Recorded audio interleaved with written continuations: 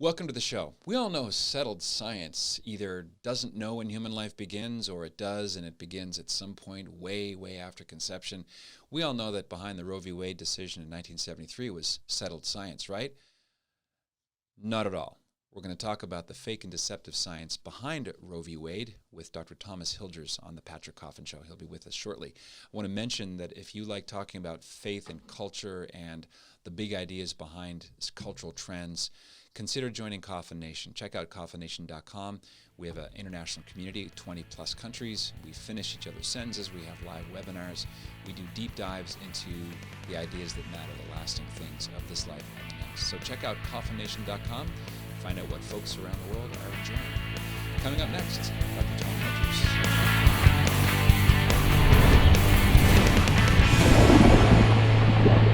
Glad to be joined by one of my mentors and heroes in life. Dr. Thomas Hilgers is the director of the St. Paul VI Institute for the Study of Human Reproduction in Omaha. He is the co-developer of the Creighton model of natural family planning, and I guess I'm gonna call him the inventor or the discoverer of NAPRO technology. We'll find out about what all that means. Dr. Hilgers, an honor to have you on the show. Thanks for joining us. It's great to be here, Patrick. Thank you.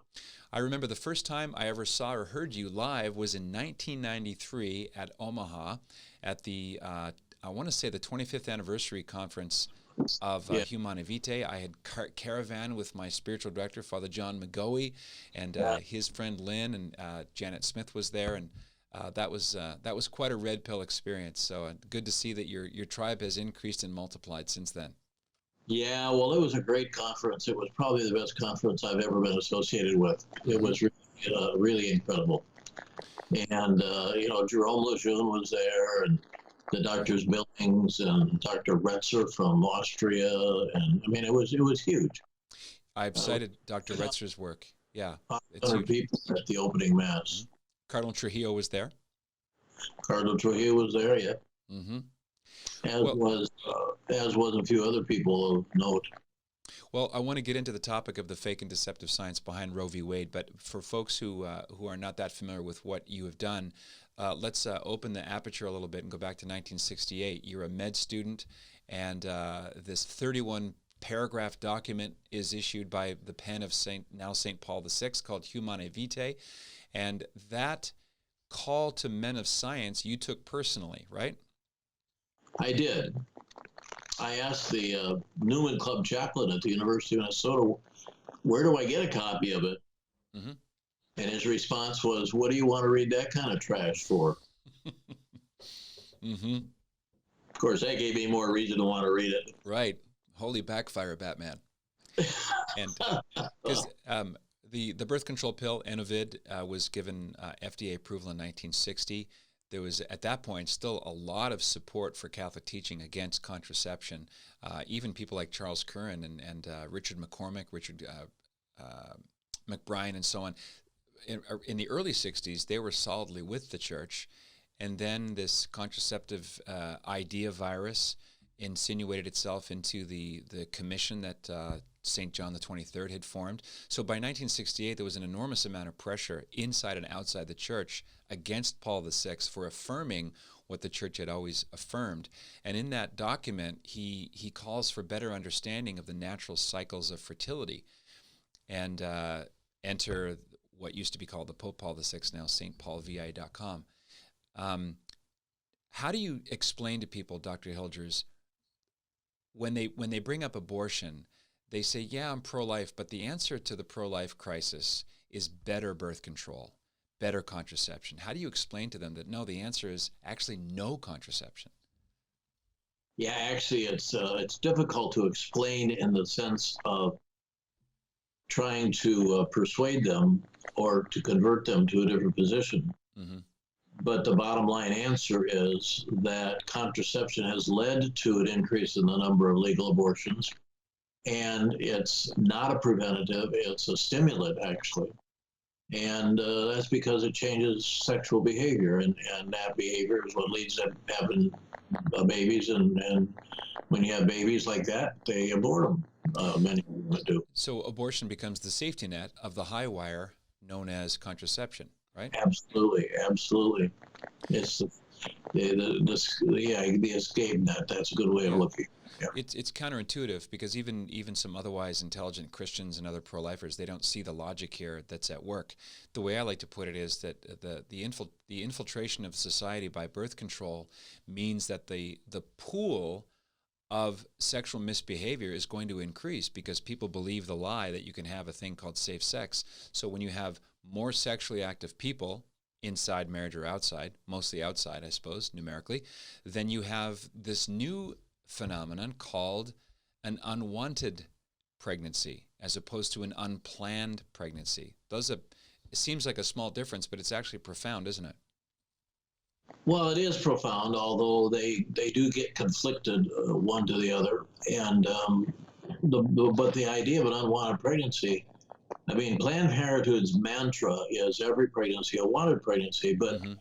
actually, I think that the rate of unwanted pregnancies has actually gone up significantly since contraception.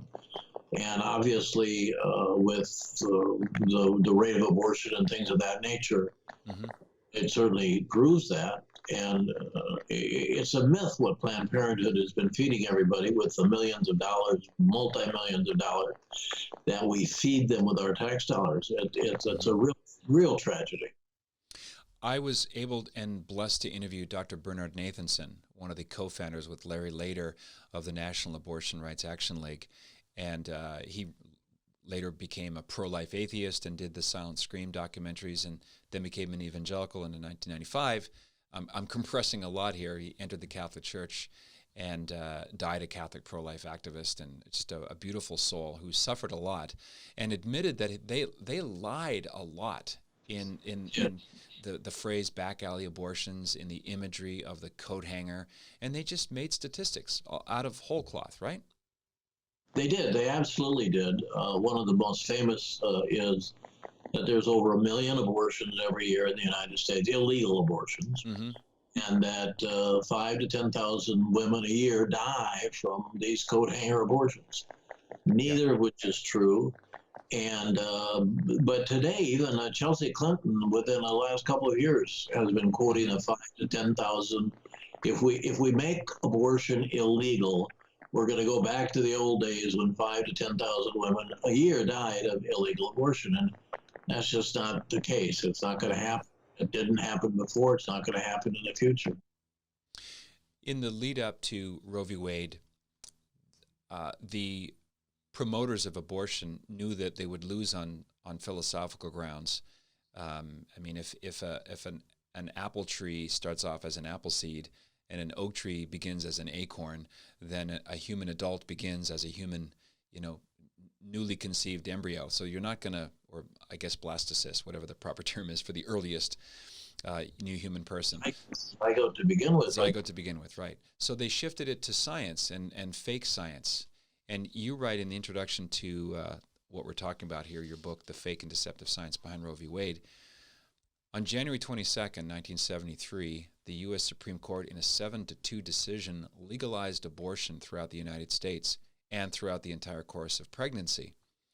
This decision, written under the name of Associate Justice Harry Blackmun, is noteworthy for its lack of scholarship, extraordinary bias, its pre-medieval approach to pregnancy-related science, and its intellectual dishonesty. Now, all of that has been hiding in plain sight for 50 years now. It has, unfortunately. It's an issue that I've been concerned about for a very long time, but when you write about this, you've got to be absolutely certain. And there are a couple of things I wasn't entirely certain of. Not the beginning of life, that was not one of them, but Mm-hmm. the number of illegal abortions, for example. I mean, I looked at the papers that said they would estimate it was kind of strange because they estimated 200,000 to 1.2 million. And in the same conference, Lawrence Lader, a few hours later, said, no, I think it's about 1.5 million illegal abortions. Mm-hmm. So Mm-hmm. this is how they made it up as they went along. And but it was hard to get. I've written on this actually. I wrote a chapter in a book which I published 40 years ago that challenged this whole concept.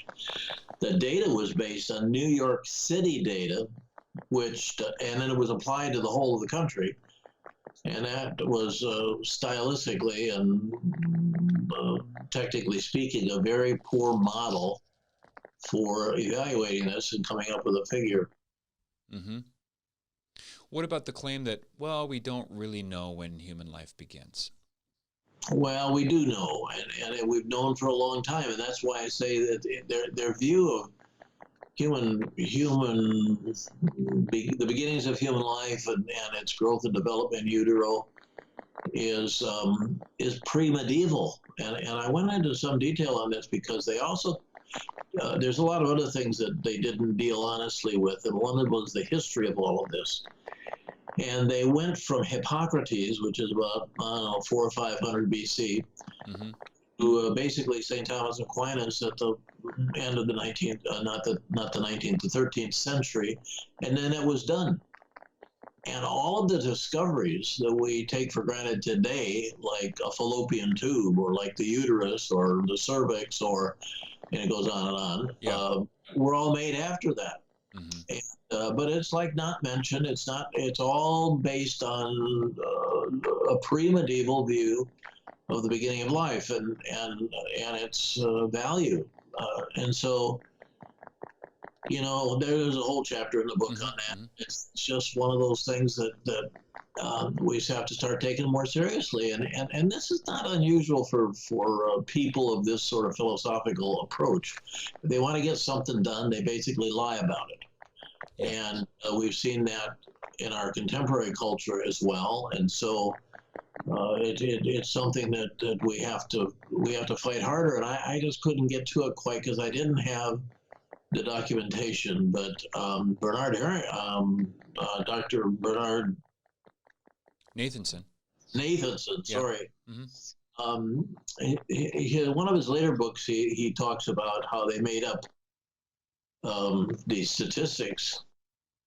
Well, he was one along with Cyril Means and Lawrence Slater and Dr. David Nathanson, who really formed the initial group that led to, in I think it was 6 or 8 years, they went from literally no abortion to abortion on demand throughout the United States. They had the newspaper, the media on their side, the New York Times, people like that, and then of course all of the contemporary, well, not contemporary, but Mm-hmm. newspapers that we relied on in those days. I remember reading, I was in the University of Minnesota, so I was reading the Minneapolis Tribune, St. Paul Pioneer Press. They all had the same line. There were very few that came out pro-life. Mm-hmm. And they all professed an approach which was false. And then, of course, that eventually led to Roe v. Wade going through the courts and things of that nature. And it's all based on lies, basically. And the beginning of life is one of the ones. I mean, Justice Hartman said that the beginning of life could be looked at in a new light. That there was a new type of embryology that's been developed, and so I dug into that.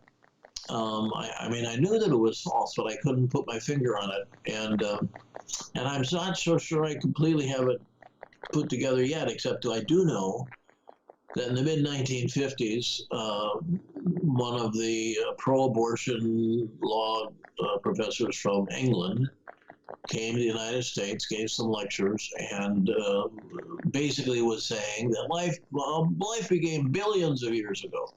It hasn't, the egg is alive, the sperm is alive, all of these things. Mm-hmm. And just people, it just gave them a way of arguing it. But it was wrong. It was wrong biologically. It was not contemporary. It was not up to date. It was not anything. It was meaningless. And yet the court bought it. They bought it because they wanted to buy it.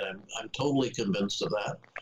The people that were voting for it were people that were, there were a couple of them that were huge womanizers, for example, and alcoholics and things of that kind, which we know now. We didn't know probably much at the time. Is there any evidence that they were bought financially?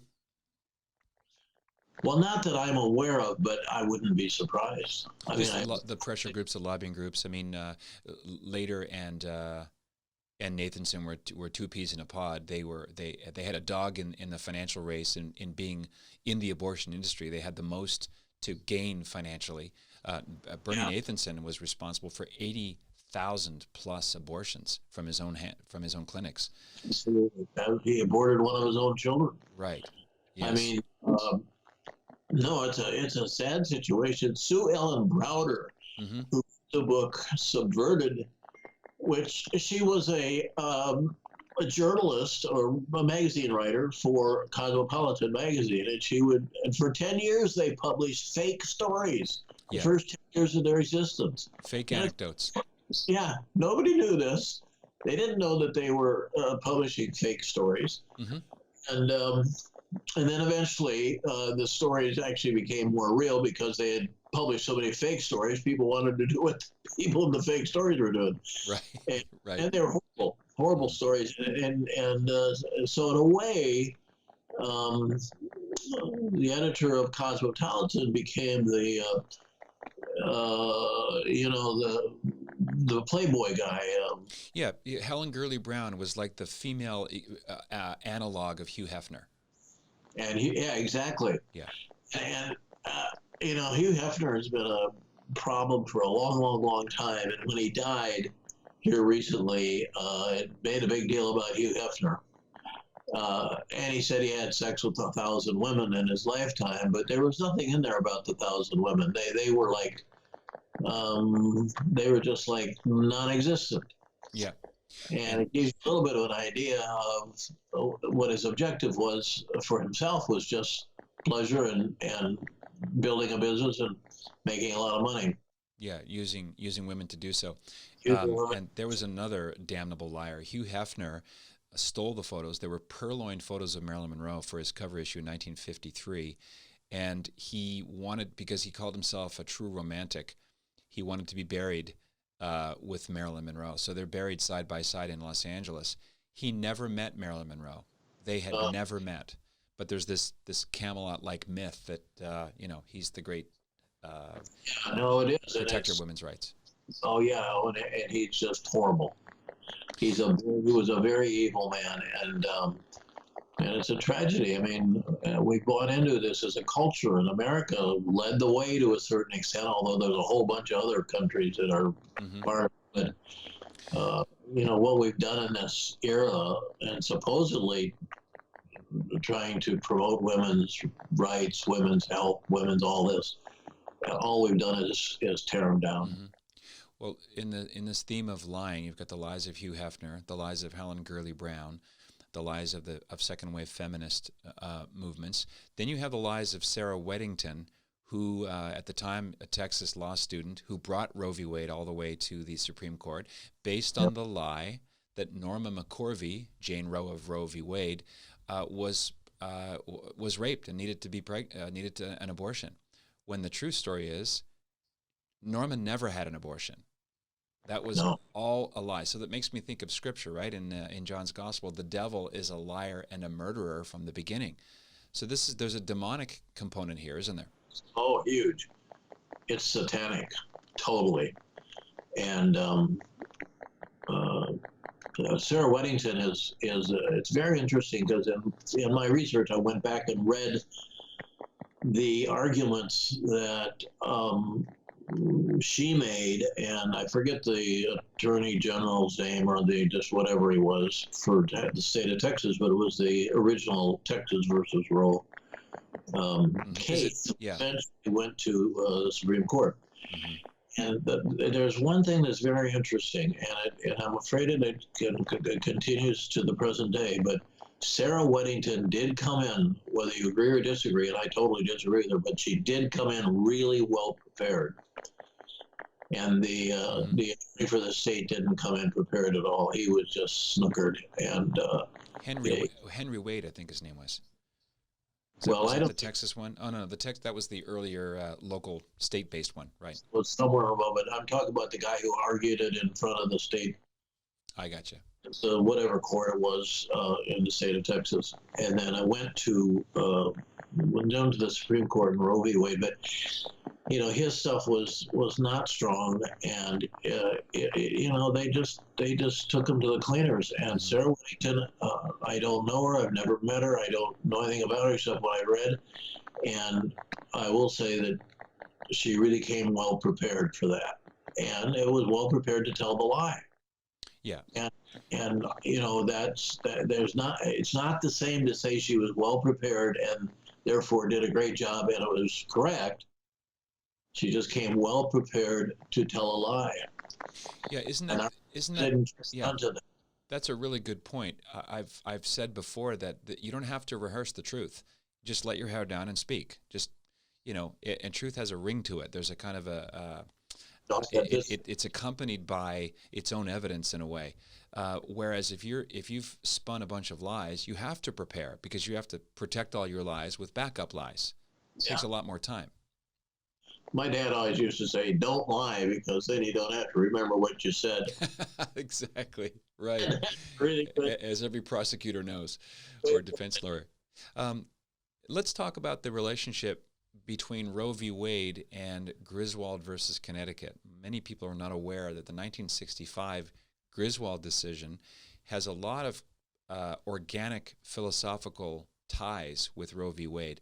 And the first one, not only did Griswold versus Connecticut find this magical, mythical unicorn called the penumbra of the right to privacy, which doesn't exist in the Constitution, but Estelle Griswold, of the case's title, was the director of a Planned Parenthood. So here's the abortion industry already wanting to make the sale and advertising of contraception legal as a plank, as a sort of a fulcrum. And sure enough, the Blackman and Company, they wrote about the precedent set by Griswold versus Connecticut. Yeah. Well, it was the case that they used to justify the so-called right to privacy, Mm-hmm. and and of course that's not in the Constitution. That language is not there, and so later Blackman said that it's in the penumbra Right. of the Constitution. Well, there is no penumbra. Yeah. Basically to the Constitution, and most people don't even know what that is. The groovy glow. Yeah. I mean, I shouldn't be laughing because it's a serious topic, but at the same time, you just can't imagine how they've come up with all of this stuff and lied to the people, but they do it in a very clever way.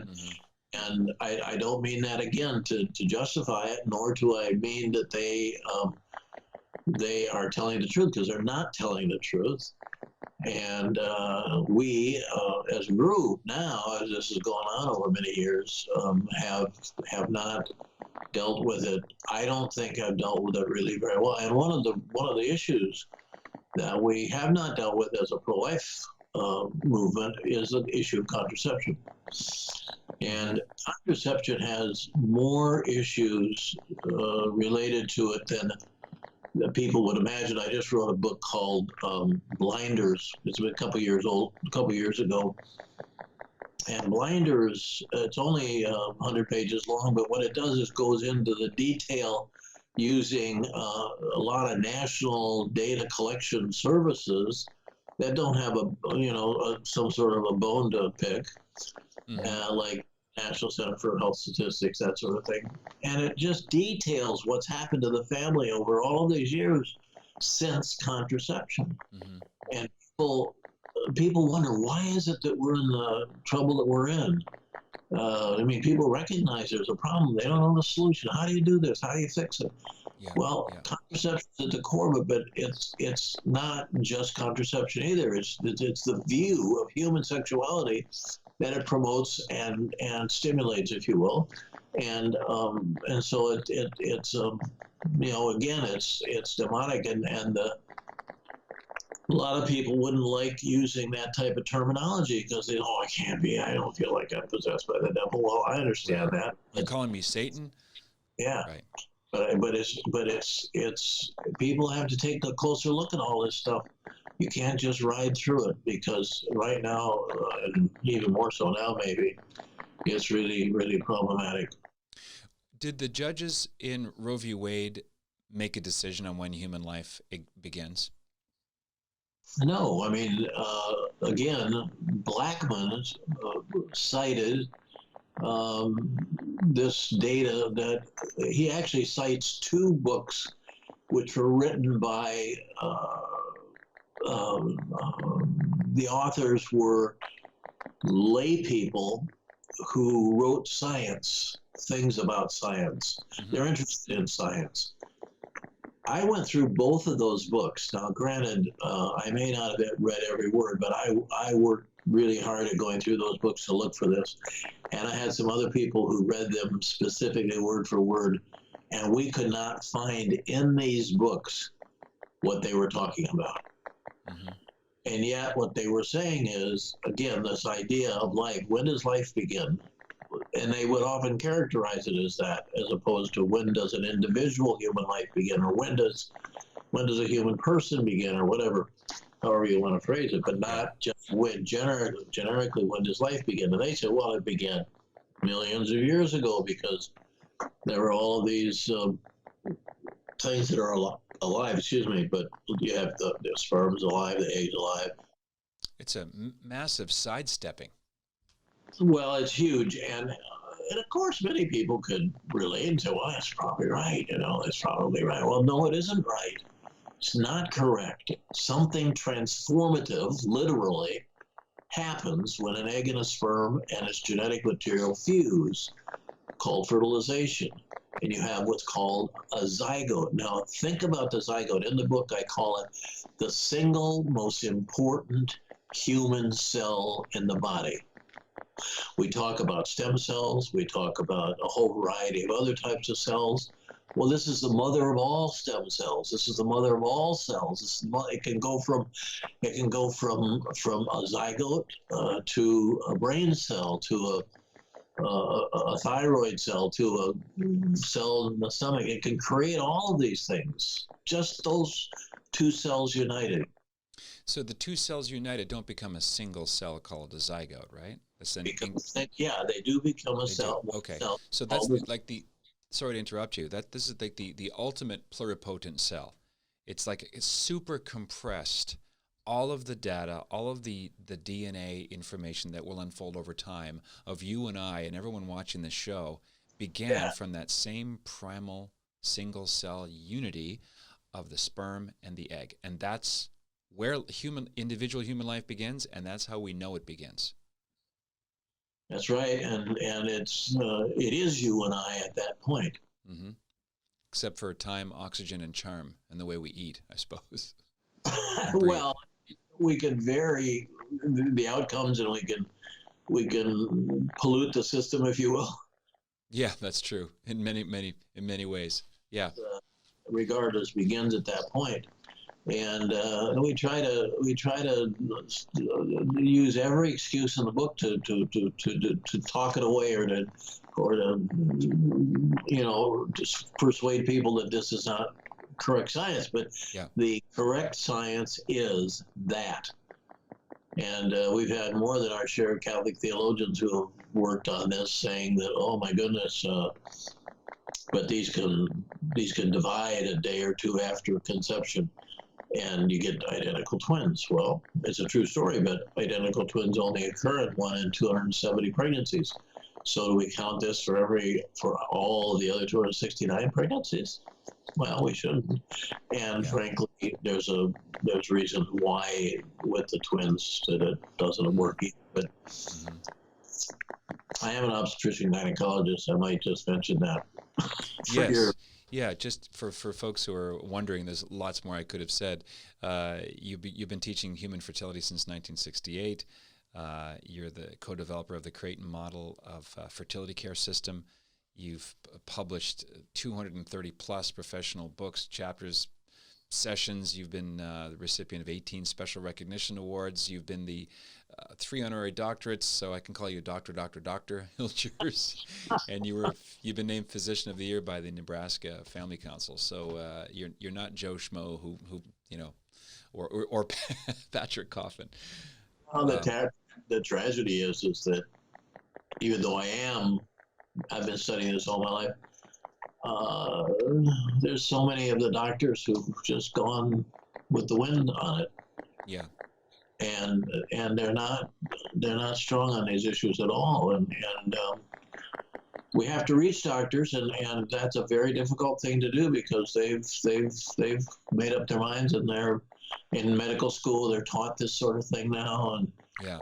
it's very, very frustrating. But I'm hopeful. I think nanotechnology, which we mentioned a little bit earlier, which is a new women's health science, medical and surgical science, which is actually a whole new specialty in women of procreative age, or for women of procreative age. If you think about women with all these menstrual problems and disorders, including infertility and miscarriages and things of that kind, they only have IVF and birth control pills to be offered, and there are more women out there who don't want that. Yeah. But we don't pay attention to that. They're a very underserved population. And yet, if you've got a group of impoverished people, you use that terminology. They are women who are underserved. Oh man, we got to put millions of dollars into that. Yeah. And we're dealing with this huge underserved population, and they don't want anything to do with birth control pills. They don't want anything to do with IVF because of the abortive nature at the very minimum of it all. Many other reasons, but yeah, and they need to be served, and this serves them. This is an approach that it actually gets better success rates than the other. I think further to what you're saying here, there's a whole new generational focus on things being organic, things being green, things being natural, and nanotechnology is hand in glove with that whole mentality of don't intervene, don't throw a chemical at it, don't put a curvy medical device inside your body. Work with your system, with your natural cycles. And I think this is why natural family planning as a lifestyle has gained some traction outside Catholic circles. Yeah. Actually, I agree with you completely on that, but at the same time, I wouldn't be at all unhappy if the Catholic population would grab a hold of it and use it and expose it for what it really does for people in terms of their relationships, their health, and also, women's health, all of that, and then because of that success, reach out in a way, because it would naturally do that to other people of all different backgrounds and persuasions. Well, I know that personally. Let me share a personal anecdote. Hopefully it'll embarrass you. Hopefully it won't. My wife and I had a miscarriage. Then I shouldn't put it that way. My wife did before our daughter Mary Clara was born. She's now, as we talk, 18. Then we had a hard time conceiving our next child, and my wife went to every top OBG in Los Angeles County, many of them, ultrasounds, exams, every proddings and examinations you can imagine. And we contacted you, and you asked her to chart for 3 months, natural family charting. And we flew to Omaha, and I'll never forget, you had glasses on, and you were looking down at her charts, and it took about 15 seconds. So I'm sitting there wondering, what's this guy going to say? He's never actually examined my wife, and you said, well, let's start the list with endometriosis, and I won't mention the other things, but there were 3 or 4 things that my wife's shaking her head, and she says, no, the other doctors have ruled that out, and you said, well, I'm not a betting man, but I'm telling you, this is what's going on. And you were right. And we flew back and had surgery, and within weeks, we now have our daughter, Sophia Leilani. And so I have to credit you and nanotechnology and this terrific alternative way of monitoring health and signs of fertility. So it's real. You've literally changed the world through changing family trees, Dr. Hilgers. So I wanted to share that personal story with my audience. I very much appreciate that. And it's only at the beginning. Obviously I'm getting older, and I'm going to But we have a whole crew of young doctors now at the St. Paul VI Institute. My daughter being one of them, who's been through a residency in OBGYN. She's done a fellowship in technology, medical and surgical. She's all been taught all these things. Mm-hmm. She's just terrific. And we've got 2 other full-time physicians. We have 3 fellows this year, all young women who went through medical school, residency, everything, and now are taking a year with us to learn technology. And the reason it takes a year for them is because we're teaching them the surgical part of it. For example, how to properly treat endometriosis. Mm-hmm. And when you mentioned the endometriosis part of it, back in those days, I would tell people when they would say, well, I don't have endometriosis, my doctor said they didn't, or something along those lines, Mm-hmm. I would say, your chances of having endometriosis are over 90%. And they would look shocked at me. Mm-hmm. And say the reason for that is if you've had a normal laparoscopy by a board-certified obstetrician gynecologist, and they say that you do not have endometriosis, chances are 90 to 95% actually that you'll have endometriosis. And there's a reason for that. So many of our doctors are not very well trained at good diagnostic laparoscopy, and they miss it. They just miss it. And unfortunately, it's led to a lot of second laparoscopies, but at the same time, it's also led to a lot of pregnancies and fulfilling of the dreams of the people who have them. And the babies are loved. Just since we're talking about it, what are the signs of fertility? Because this is in high contrast to the deceptive science that led to Roe v. Wade. There's scientific foundation for your discoveries, but for people who are, maybe they're hearing this for the first time, what signs does the human female body exhibit or present that indicate infertility versus time of fertility?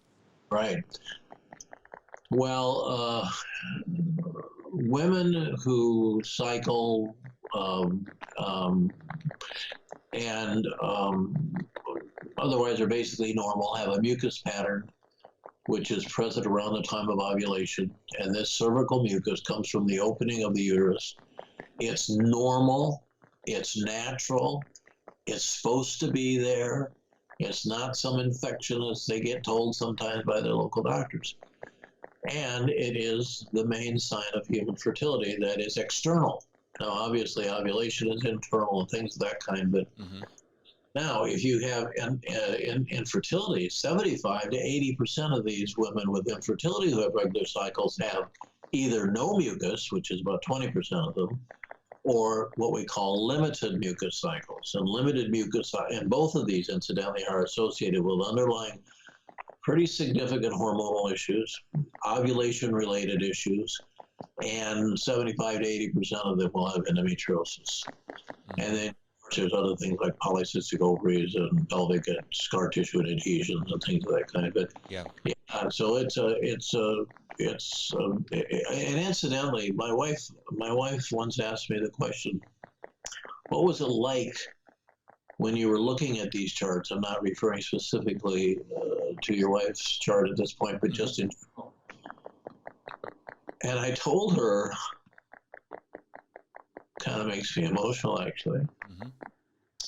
I look at a chart and I see things that nobody else has ever seen. And yet it has gone in a way undiscovered. There were a couple of books written a little bit about this by the Doctors Billings, and there was one patient in that book that had what we would call either a dry cycle or a limited mucus cycle. And so that's what I had to go on when I started this work, as we started our research program in 1976 at St. Louis University. And then after that, we got people coming to us. We didn't even promote this. We promoted it in the family planning system, avoiding pregnancy. They all wanted to come to get pregnant.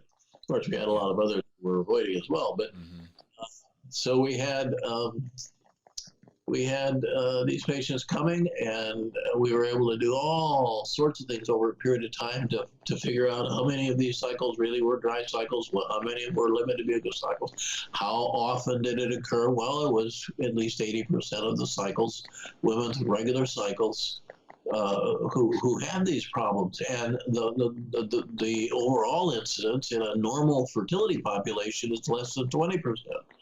So it's a huge difference. And so with that, you could take a look at these things, and then of course we did laparoscopic evaluation, which is a scope we put in to look at the uterus, tubes, and ovaries, and look for endometriosis, for example, or scar tissue. Mm-hmm. Checking the tubes, see if they're open, doing hormonal testing. Then we did. We've studied more ovulations by regular everyday ultrasound exam and whether or not they were normal or not normal than any place in the world now. Our little building in Omaha, and well over 3,000 cycles, and so we were able to tabulate all this, put it all together, and eventually you have at least the beginning of nanotechnology. And eventually there'll be cures coming. We have good treatments. Yeah. But there we don't have a full cure yet. Mm-hmm. Well, it's a darn good start, and I hadn't thought about this being the beginning. I mean, you're the pioneer of this. There's going to be tweaks, and there's going to be a whole new questions that you didn't even know existed. Otherwise, you would have asked them going forward. Well, people who will come along with new and perhaps better questions, but at least they'll have something to begin with, and that's basically what we have now. We've got a really great group of doctors, young doctors, and they're totally committed to this, and as if I have been, and it's going to be really tremendous as we go along. Our biggest challenge right now is we want to build a new facility, because our little building is pretty small for what we got. We got the 6 doctors, 3 of them are fellows, but we also have all sorts of, about 40 or 50 people in that building. Well, and, if you build it, they will come. Well, we understand. We just got to get the money to build it. Money. Since when is money an object? It's too off the charts, people don't want to get involved. Yeah. The usual story. Well, the need is profound and urgent. Yeah, well, we need to do it. We have to have the space to be able to expand. And I'd actually like to start, along with this, a new National Center for the Investigation of Abortion. Mm-hmm. Because I have been involved in writing a lot about abortion over the years since the first book was 73 or 4. Mm-hmm. And I was a resident when we wrote it, Abortion and Social Justice. And so I'd like to do that. There's so many things. I mean, you have a program in New York City that publishes a quasi journal called Family Planning Perspectives, but it's all run by the Alan Guttmacher Institute. Oh, there's the PR wing of Planned Parenthood. Well, partly PR, but it's also research. But it's not great research. Right. Not great research, and it's all biased research. But they keep publishing it, and people keep citing it, and there's nobody. Well, there are a few individuals now. I shouldn't say that. I don't want to make it like we're the only ones, but we need more of that, and we don't have enough of it right now. Well, the left are really brilliant at co-opting terms and twisting them for their own use. Start the list with Planned Parenthood. Brilliant slogan. Who can agree with it? Who can disagree? Pro-choice. What are you, anti-choice? Are you a totalitarian? One thing you hear among Catholic dissenting circles, Dr. Hilgers, is the allegation that Thomas Aquinas taught that 40 days after the fertilization or conception, then there's this mysterious thing called ensoulment.